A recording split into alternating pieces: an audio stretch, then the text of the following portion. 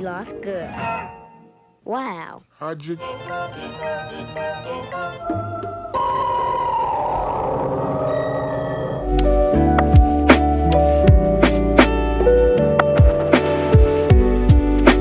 out these satellite images of the American countryside. As you can see, it's divided into squares. This is an odd thing that not many countries do. The story of how it came to happen is really interesting and says a lot about the USA. So, I decided to make a video essay about it. Oop, no. Stop right there. Look, this is all we need of this PhilosophyTube video. I'm not watching the rest of it here with you. It's also all we really need to understand how catastrophically broken PhilosophyTube's approach to any intellectual inquiry has become. Up front, she tries to get you to be inquisitive, but this ain't her process at all. We saw this in her Nietzsche videos. Her Nietzsche video is the same, finding a book, getting grabbed by a big idea and running with it. She says the grid is interesting. Researching it revealed something that says a lot about the US, but do you know what didn't happen in that research process? She didn't actually investigate what grids really are here, how roads function, who decides their layout, what surveying entails, or how territorial administration operates. Instead, she found a book that packaged the entire phenomenon into a very simple big idea that started with these very same images. As research, I read this book, Liberty's Grid by Amir Alexander. He says the grid is largely the product of one guy, Thomas Jefferson, and his particular philosophical beliefs. Jefferson's philosophical vision shaped America. And she built an entire video around this narrative. And there wasn't really a point that she became skeptical. She didn't question its premises until way too much later. So that was my angle. Go through the book, expand on the philosophy, work in a Nebula sponsorship, and Bob's your uncle. As she says herself, this represents the complete abdication of critical thinking in favor of narrative consumption. The creator of this video, Abigail, didn't notice how suspiciously clean this explanation was. Red flag, by the way. How it reduced complex territorial, economic, and administrative processes over multiple centuries to a single great man with a great idea who's been long dead. Let's talk about the book. The book is wrong! Because I'm going to shit on the book before I get back to Abigail. Amir Alexander's Liberty Grid exemplifies everything wrong with contemporary intellectual discourse. In the introduction, Alexander writes, quote, Jefferson's words in the nation's founding document have long been taken to express Americans' highest principles and idealized view of themselves. This book will show that much of the same is true of his other creation, the meticulous rectilinear grid that overlays so much of the nation's territory. Anyone with even a minimal of critical instinct should probably recoil at this point. Alexander announces his intention to parallel Jefferson's words with his other creation, immediately establishing a framework where territorial organization is like an expression of philosophical idealism rather than material necessity. It's anti-Marx, outright anti-Marxist, anti-materialist in every single way. It's impossible to take anything that would follow this seriously. And the author began by declaring his commitment to this idealist mythology. That's at the basics. This book's fundamental error is treating Jefferson as like a philosopher king and territorial architect, reducing centuries of millions of people doing surveying practices, administrative decisions, economic pressures, practical constraints, all of this to the emanation of one man's vision. This represents the exact kind of great man historical mythology that any materialist, let alone pseudo-leftist analysis, should try to be demolishing. It is fundamentally reactionary. By treating ideas as primary, material conditions secondary, Alexander is reproducing the very idealist frameworks that prevent understanding of how power operates. That's what it does. His books offer an illusion of profound insight while actively obscuring material processes they're purporting to explain. And Abigail from PhilosophyTube does not critique this. In fact, she goes the entire video hinting at problems. According to Alexander, which is why Ohio's grid is a little bit janky today, or so he says. Put a pin in that, since it's a lot more difficult to do than meets and bounds. Put a pin in that one too. And then just states that other people said it was bad. She never actually critiques it herself. She restates other people. She doesn't have her own critiques. The last minute, I found this. A review of Liberty's Grid by a guy named Matthew Edney. It wasn't published in a major newspaper. I found it in an obscure academic journal about maps. So obscure that the pirate websites I normally use to research PhilosophyTube didn't even list it. I had to pay £50 to read this. What the fuck? He says Alexander is totally convinced of this big idea, the grid, and what it represented to Jefferson, that he interprets all the historical facts as supporting that thesis, and just ignores all the ones that don't. The only opinions are from other humans who, I suppose she also Googled, found, and decided those big ideas were really solid. She never went into work about how she verified anyone's claims.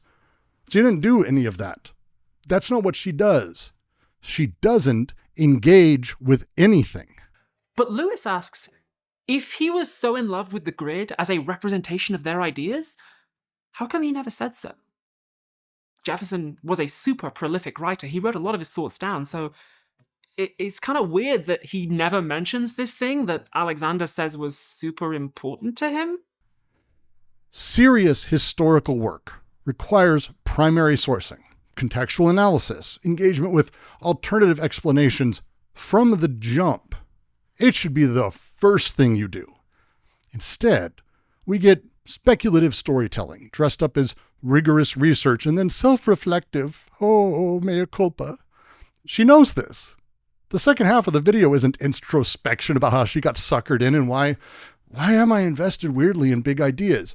No, everything in it is at fault except for poor little Abigail. See, it's you, the viewer, for parasocially staying in the space of funding her and watching. Plus, once you built up a large friendly audience like I have, there's always going to be a critical mass of people telling you that what you're doing is great, even if it falls short. I mean, what is it that causes people to sign up for my Patreon or sign up to Nebula? The things that fund the show and keep it going. A parasocial relationship, an emotional connection. It's the way YouTube structures clickability and virality. And it's really easy to let the YouTuber bit overpower the educational bit, because all the incentives you get as a creator are geared towards producing entertainment. It's the fault of there being no lossless translation between mediums. I never considered that by adapting philosophical texts into videos, something might be getting lost in translation. I think we have found a fundamental limit to PhilosophyTube as a project. There is no lossless adaptation of reading to video. Honest to God, hearing someone who claims to have a philosophy background say that is fucking astonishing and embarrassing. Fucking astonishing and embarrassing.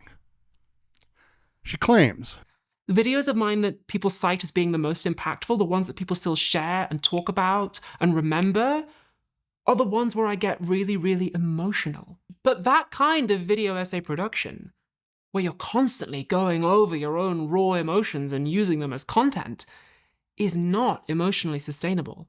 Acting like the option is between not giving a fuck or caring so much that you emotionally break.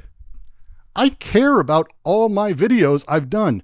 I've done one that made me cry. You can go find it.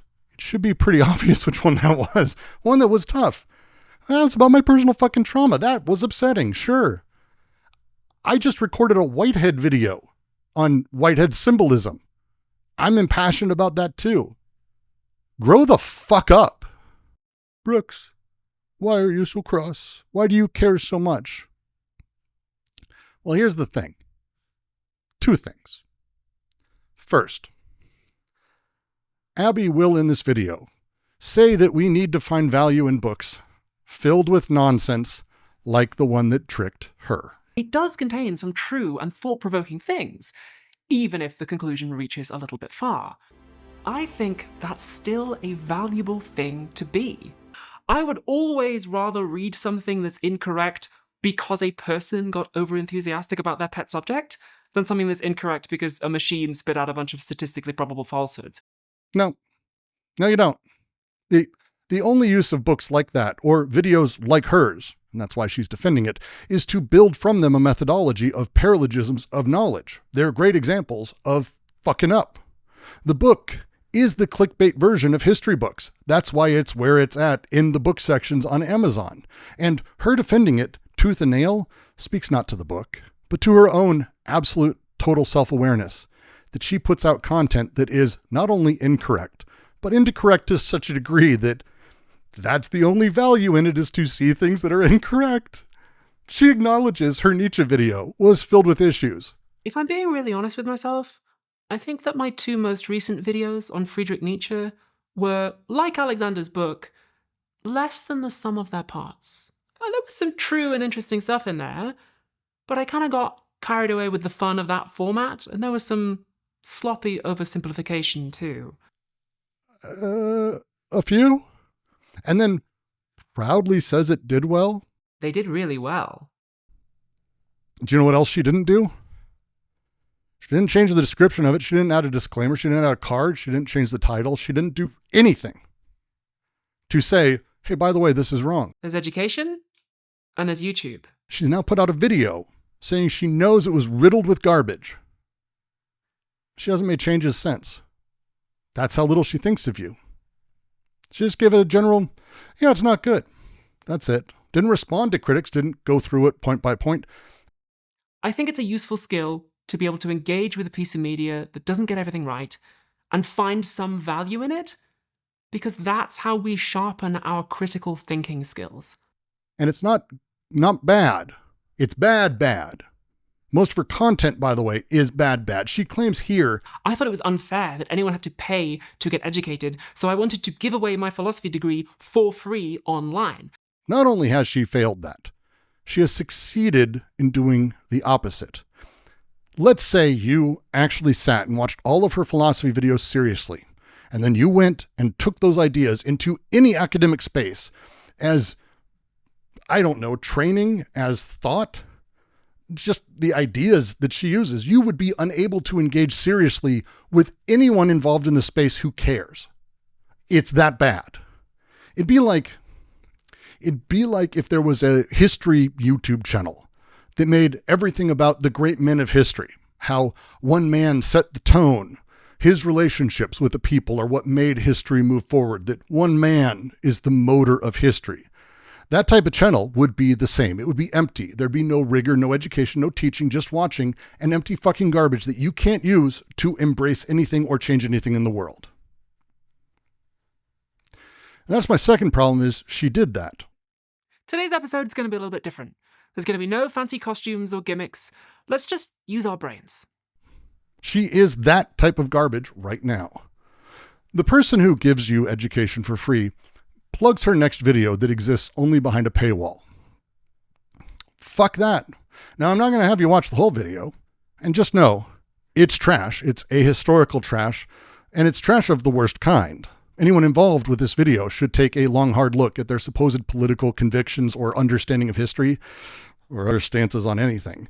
Because supporting PhilosophyTube at this point from any side, after she goes so fucking mask off, it's on you now too.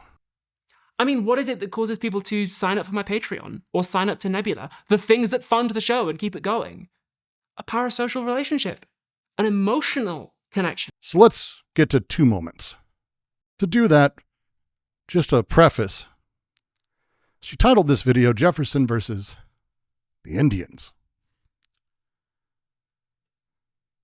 Now, as a cis, straight dude, myself, whatever category I am, the idea that I have to correct PhilosophyTube on how certain terms used against groups of people might be offensive,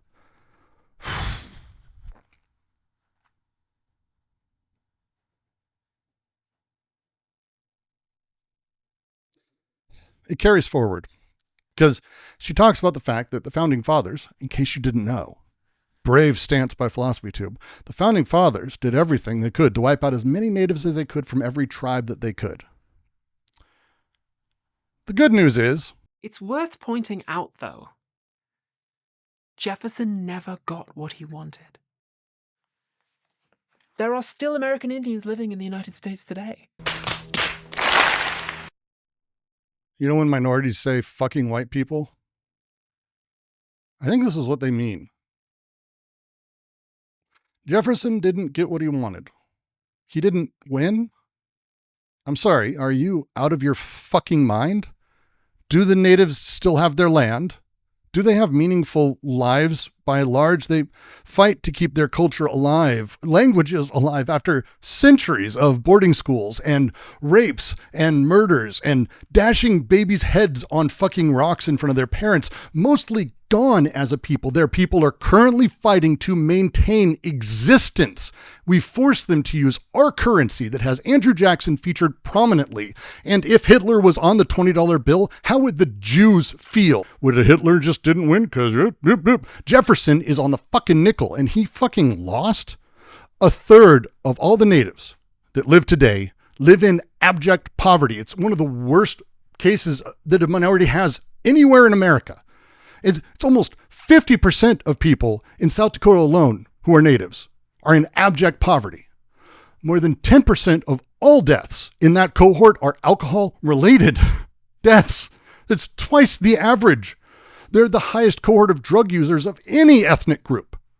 Suicide is double the rate of normal and the second leading cause of death. Behind the other thing I just mentioned, they have double the rate of no health insurance available, private or public. You take the poorest counties in America, 5 poorest counties, 4 of them are reservations.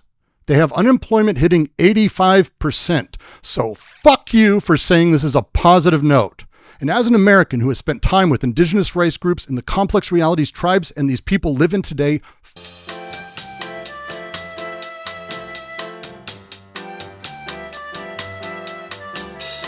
I'm going to put up a link. It's going to be in the description as well, to the Native American Food Sovereignty Alliance, NAFSA. It's been around for forever. They're focused on rebuilding the idea of farm to table within indigenous food systems, removing dependence on dollar stores or delivery or Walmart and losing their labor and their money to the external world. It's trying to give them some level of self-determination because they didn't win. Jefferson won. And there's another thing she says that's worse. Yeah, ContraPoints has been spending the last few weeks under fire, talking about Palestine and Israel in ways that don't seem emancipatory and the left is taking on and being really shitty to her online. There's also, unrelated, for years, a running joke that PhilosophyTube just fucking can't help but copy and fast follow everything ContraPoints does. This is a bigger topic than we have time to get into today, but PhilosophyTube's audience has a diversity of political views, and I'm sure some of you will be drawing parallels between the process that the United States went through with American Indians and the process Israel has gone through with Palestinians since it was founded in 1948. Illegal settlements, crimes by settlers tolerated by government, American presidents saying they want to just move in and take over the land. Our question for today is, why is America the way that it is? And today, in America, many people are protesting the actions of the Israeli government. You may have heard people describe Israel as a settler colonial state or as genocidal, and these historical parallels are partly why they say that. I am aware that Israeli scholars have their responses, that the US and Israel are not the only countries to instantiate this pattern or something very close to it, and that a proper treatment of this subject would need to be done at length with due concern for the global rise in anti-Semitic hate crime that we've seen over the last few years. Again, much bigger topic than we have time to get into today. However, it would be kind of weird if I didn't point out the fact that whilst history may not repeat itself, it sure does fucking rhyme. So there are some things to note. Talking about Palestine and Gaza is unrelated to the rise in anti-Semitism. Unless you're implying Israel is doing this genocide to fight anti-Semitism globally, I'm going to assume that's not what you're saying. That you're relating the murder of 100,000 innocent people of one ethnic group with the hatred and racism against another ethnic group is amazing. I just finished this video. You're in this video talking now about the Native Americans who were wiped out by the white colonists. And you actually make a point about how you never got into slavery. America was founded on settler colonialism and genocide, and slavery, which is a whole other chapter of the story. Huh. I wonder, why is it that you can't help but mention that in the case of Palestinians, but slavery doesn't seem connected to the American White Project against Native Americans? For Thomas Jefferson, I mean, you don't even mention in a video about Thomas Jefferson and how awful he was, that he raped his wife's half-sister multiple times, who was also a product of rape herself from his wife's father. That doesn't enter. But you can't help. You got to bring up, and you can't divorce it from anti-Semitism. It's because Abigail actually has told us why. Here's Abigail, about a year ago, 2 years ago, giving love to a comment, about a month after October 7th. The genocide in Gaza had started, and what is she loving? What is she acknowledging as a good comment from a fan? She's acknowledging the idea that Abigail has to be careful. After all, she works in Hollywood. Might put her career in jeopardy. The assumption that actors would have their career ruined for speaking about Palestine? Do you want to know what anti-Semitism is? That? The idea that there is a particular group of people who control Hollywood and all share a very particular ethics, and that they'd be able to destroy your career? That's fucking anti-Semitic. That's bigoted. But let's also be fair. Saying nothing when a genocide is happening because you worry it might hurt your career isn't just anti-Semitic. It's fucking cowardly. America was founded through settler colonialism and genocide. Like, just as a factual description, that is what happened. If anything, the fact that people like Jefferson wouldn't have thought of it that way makes it more important to acknowledge. It's a really vital lesson from history that people can rationalize awful things one step at a time, and we should bear that in mind so we don't repeat their mistakes. And shows your true colors. You are a SEG member, right? You throw that in everyone's face since you became that. Did you join the many hundreds, 1,000 plus of SEG members who signed a letter sending it to SEG, asking them not to go after those fighting for Palestine, commenting on Palestine? I didn't see your name. I do see the names of many people, very famous, Solidarity, and others who don't have millions of followers on social media that could weather a controversy without a problem. That's because those people are brave. Solidarity. Your statement here, it's not brave. But I will say it's brilliant. Brilliant in that wonderfully evil way, because it works everywhere.